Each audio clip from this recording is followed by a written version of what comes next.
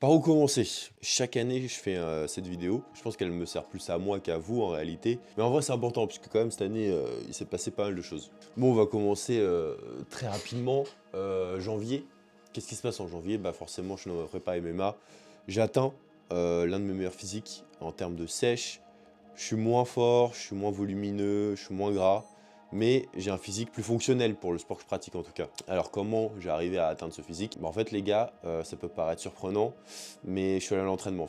Explosivité, et j'allais plus à la salle pour prendre du volume, mais je faisais des exercices très spécifiques alors. Mais vient une petite remarque que j'ai perdu du poids. En janvier déjà, j'étais passé de 97 à 92, quelque chose comme ça. Et déjà à cette époque-là, je recevais les remarques en mode «Oh t'as maigri, ah t'as maigri». Ça fait mal au début, parce que forcément, t'as envie de paraître balèze quand tu vas à la salle, quand tu t'entraînes. Mais quand t'as un objectif bien précis, etc., bah, tu finis par t'en moquer de ces remarques-là. Surtout que avec du recul, c'est pas méchant. Alors oui, forcément, je demande l'avis à personne. Enfin, quand on me le dit, je dis hey, tu penses quoi de mon physique? Non, c'est on me balance ça comme ça. Mais c'est jamais méchant en fait. Je pense que c'est juste à moi de m'en moquer parce qu'en réalité, c'est juste une remarque comme une autre finalement.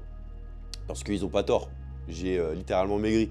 Donc il n'y a pas de mensonge, il n'y a pas de remarques blessantes, c'est juste un constat quoi. Après, est-ce que je leur ai demandé leur avis?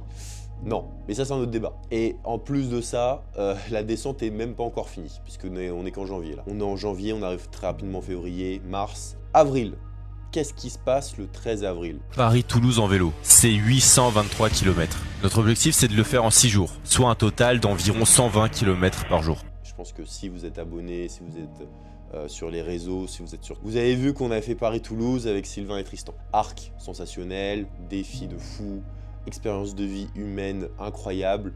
Et il y a plein de choses à dire là-dessus, même si on en a fait un débrief, on a réservé un cinéma, on en a parlé à plein de gens, etc. Il y a une vidéo, il y a un film qui est sorti, qui est disponible sur YouTube, il y a plein de choses. Bref, si vous voulez voir cette aventure, tout est disponible sur les réseaux, ça sera dans la description. Mais qu'est-ce que ça m'a apporté, cette expérience? Parce qu'en vrai, quand je reparle avec Tristan, on a quand même un point de vue similaire, mais ça nous a apporté deux choses différentes.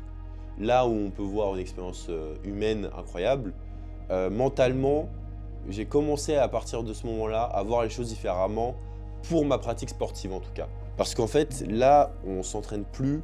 Enfin, moi, ça faisait un moment déjà que j'étais rentré dans cette phase-là, mais par exemple, si je prends l'exemple de Tristan, qui lui s'entraîne forcément plus pour un aspect visuel, pour un aspect esthétique, et bah là, il est rentré dans un type d'entraînement où il s'en foutait de son physique, il voulait juste être performant pour le vélo. Alors attention, en termes d'entraînement, les gars, c'était très léger, hein. On s'est entraîné un mois avant, on a fait 4 sorties vélo, la plus grande c'est 100 km, donc même pas une journée type qu'on a fait 7 fois d'affilée, c'était catastrophique. Clairement en fait notre prépa c'est pas une prépa, on s'est pas entraîné en fait, on s'est pas entraîné à faire du vélo. En fait celui qui s'est limite le plus entraîné c'est Sylvain, qui lui allait faire des sorties vélo de son côté en mode lesté. Ce fou, il prenait des gilets lestés de 20 kg, il allait faire ses sorties vélo. Puisqu'en fait, la première sortie vélo, je sais pas si j'en ai déjà parlé, mais elle était catastrophique. En fait, il y avait Tristan et Sylvain derrière, ils avançaient pas. Et on a fait que 60 km en fait dans cette sortie. Et on était en mode, mais on jamais de la vie en fait, on annule tout. Et je crois que je dis à Sylvain à ce moment-là, ok, t'as deux choix, soit tu t'entraînes et il te reste un mois, et tu fais peut-être l'expérience de ta vie la plus incroyable jusqu'à aujourd'hui, soit t'abandonnes maintenant et on arrête tout et on fait sans toi. Et ce fou, bah, il va faire ses sorties vélo lestées et au final, c'est lui qui s'est le plus entraîné, c'est lui qui a bien tanké. Il a limite très bien tanké en fait ces 7 jours. C'était dur pour lui, comme pour tout le monde, mais il a très bien tanké. Donc esprit de fou en fait, mental de fou. Tristan pareil, en décembre il me dit ouais je suis dans ma prépa, prise de masse etc. Perd 6 kilos parce qu'il se la bute à la corde à sauter, il fait des séries longues. C'était pas le même effort. Moi j'ai pas fait de vélo. En fait j'ai fait que les sorties avec eux, mais je me suis pas entraîné de mon côté puisqu'en fait j'avais déjà perdu mon poids et les circuits cardio que je faisais c'était vraiment des trucs infâmes. Et en fait dans ma tête j'étais déjà prêt. Parce que je me suis dit attends mais l'entraînement MMA j'en chie tous les jours. Je confronte des gars qui sont bien plus forts que moi. Je sors de ma zone de confort tous les jours. Donc en fait, c'est pas ce défi-là qui me fera peur parce que en fait, je m'entraîne depuis un moment très durement. Et dans ma tête, j'étais déjà conditionné. En fait, j'ai appris ce que c'était que la rudeur. Je savais déjà avant avec mon parcours de natation. Mais là, c'est un autre niveau parce que Je suis avec des gars qui consacrent leur vie à ça. Je m'entraîne avec eux, je vois leur quotidien et ça me donne envie de me surpasser. Me dire attends mais moi aussi j'ai envie d'atteindre un niveau peut-être équivalent un jour. Et donc à chaque entraînement, on finit dans un état où on peut essorer notre t-shirt de sueur, où le lendemain j'ai des courbatures de fou mais je vais quand même m'entraîner. Donc voilà, non franchement ça m'a appris tout ça et ça m'a beaucoup aidé en fait dans la tête.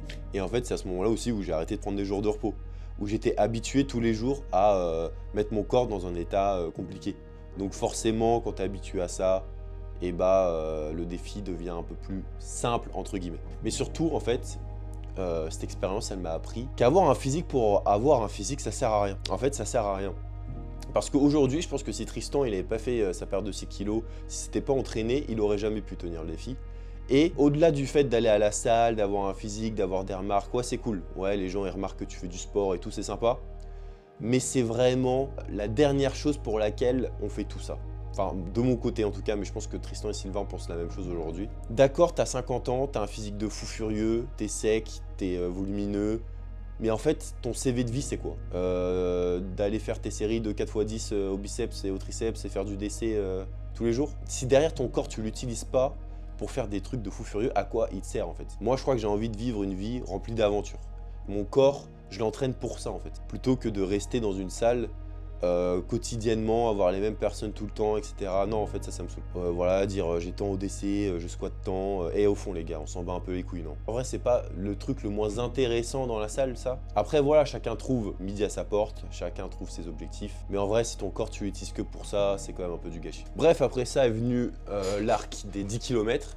Bon, il y a une série de 10 vidéos sur YouTube où je raconte le processus étape par étape. Donc si ça vous intéresse, vous pouvez aller la regarder avec une belle conclusion. C'est vraiment un de mes ouvrages préférés, puisque c'est vraiment un travail quotidien sur le long terme et la conclusion elle est incroyable. J'aimerais refaire quelque chose de similaire sur le long terme. Et ouais, Stark en vrai, il m'a fait apprendre deux choses. Déjà la première, c'est qu'il faut écouter personne. Quand on vous dit, c'est la classique là ce que je veux dire, mais quand on vous dit vous n'y arriverez pas, tu vas te blesser, arrête tes conneries, etc. Même si c'est des personnes bienveillantes, faut vraiment, quand vous êtes têtu, on peut dire que c'est un vilain défaut, mais ça peut vous aider à réaliser des objectifs que personne pensait possibles. Et même si vous n'y arrivez pas, le chemin emprunté vous aura tellement appris sur vous-même, et vous aurez tellement progressé plus intensément que si vous y êtes allé, que si vous aviez écouté en fait les gens qui vous conseillaient de faire comme ci, comme ça. Parce qu'en fait les gens, il faut savoir une chose les gars, c'est que quand on vous donne des conseils, les gens ne prennent pas en compte votre point de vue à vous. Ils se mettent pas à votre place, ils se mettent à leur place et vous disent ce que eux feraient en fonction de vous. Mais en fait ça peut pas fonctionner les gars. À part avec les coachs, où eux, forcément, leur taf, c'est quand même se mettre à la place de l'athlète, de comprendre le mieux l'athlète. Là, si c'est des amis, des connaissances, etc., personne ne se met à votre place parce que personne ne vous connaît vraiment, mieux que vous-même en tout cas. Donc, quand on vous donne un conseil, faites très attention de qui il provient, comment il vous le dit. Sachez qu'une personne qui est très catégorique dans ce qu'elle vous dit, c'est quelqu'un qui, juste selon elle, ne ferait pas ce que vous allez vous apprêter à faire. C'est juste ça en fait. C'est peut-être un manque de confiance, c'est peut-être de la sûreté, c'est peut-être juste de l'inquiétude, mais le plus important c'est de vous écouter vous-même. C'est ultra bateau, mais beaucoup négligé. C'est quand même beaucoup négligé parce qu'au final, si les gens se lancent pas, c'est aussi parce qu'il y a une peur de l'échec, c'est aussi parce qu'il y a une peur de ce que vont penser l'entourage, tout ça, ça compte en fait, tout ça, ça compte. Moi, ce que je voulais montrer à travers cette série, c'est vraiment l'évolution d'un gars qui part de pas grand-chose en course à ce qu'il peut donner s'il se donne à 100% dans ce défi. Car au final, c'est l'objectif de tout le monde. Une vie où on ne se fixe pas d'objectif, c'est une vie plate, c'est une vie avec un peu d'ennui quand même. Parce que maintenant, je vais vous demander de vous rappeler les moments où vous avez travaillé dur pour atteindre un objectif, des examens, une compétition, toutes ces choses-là. Toutes les choses où vous y avez mis du vôtre, mais à 100%. Est-ce que c'est pas ces moments-là qui vous procurent le plus d'émotions aujourd'hui, ou dont vous êtes le plus fier en tout cas, que vous ayez réussi? Est-ce que c'est pas ces moments-là qui vous ont procuré le plus de joie? Et au contraire, si vous avez échoué, est-ce que c'est pas ces moments-là qui vous ont procuré le plus de peine ou le plus de regrets? Que j'ai envie d'orienter ma chaîne vers ce thème-là. L'objectif, c'est de réaliser des choses, d'accomplir des objectifs. Et c'est pour ça qu'avec Tristan, parce que j'ai fait ma route solo, mais en réalité, je me suis bien rendu compte que quand même partager ces moments-là avec quelqu'un de proche, c'est mieux. C'est mieux et on va plus loin. Voilà, l'expression, plus vite, enfin, tout seul on va plus vite, à plusieurs on va plus loin. Et bah là, avec Tristan, on va préparer une course d'obstacles de 21 km à la Spartan. Et l'objectif, c'est d'arriver premier. Donc voilà, notre objectif, c'est d'arriver premier. On va s'entraîner pour. Là, on a 6 mois de préparation. Et toutes les semaines, comme avant, vidéo sur la préparation, sur comment ça va se passer, les défauts, notre état, comment on fait évoluer l'entraînement, puisque là, on a un programme. Et chaque semaine, vous aurez nos petits de programme, ce qu'on fait, etc. Notre état d'esprit, comme avant en fait. Moi, de mon côté personnel, avant ce 21 km, j'ai mon ultra trail 270 km, une course de 170 km à faire en Alsace. Je crois que c'est le 15 ou le 16 mai. Pareil, vous aurez la prépa de ce truc. Bon, je n'ai pas encore commencé à recourir, mais ça va pas tarder. Je vous tiens au courant par rapport à ça, il y aura une vidéo là-dessus. Pareil, ça peut sembler un truc de fou, voilà, puisque j'ai jamais fait de marathon, jamais fait de trucs comme ça. Et là, je me dis, je vais courir 170 km, avec un dénivelé de 8000. Voilà, bon, écoutez, on va voir. On va voir, de toute façon, je la ferai la course. J'ai pas pour objectif d'abandonner, loin de là. Parce qu'au final, j'ai jamais vraiment abandonné tout ce que je faisais. C'est pas une option. C'est pas une option. Et donc voilà, cette vidéo, elle est là pour ça. Quand même, je vais vous montrer quand même l'évolution du physique en un an. Parce que ouais, j'ai dit au début de la vidéo que j'avais pas mal maigri, mais aujourd'hui, je fais 87 kg. Et je maintiens ce poids-là. Je crois que c'est mon poids de forme. Faut s'en foutre, les gars, des critiques, de la vie des gens. Le plus important, c'est que vous soyez OK avec vous, avec votre corps. Alors, sans être dans des états de... Il faut que vous soyez en bonne santé quand même. Mais moi, aujourd'hui, mon corps, là, c'est plus un outil qu'autre chose, en fait. L'esthétique, c'est vrai que c'est passé à travers...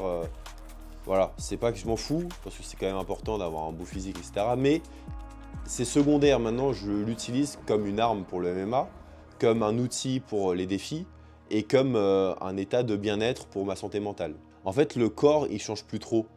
C'est la tête qui change. Car tout part de là, finalement. En fait, si tu as un modèle que tu ne changes pas, ou du moins jamais, si tu fais tout le temps la même chose, si tu fais ce que tout le monde fait, alors tu ne peux ressembler qu'à tout le monde. Sur ce, on se retrouve la semaine prochaine pour le début de l'arc préparation physique. À plus.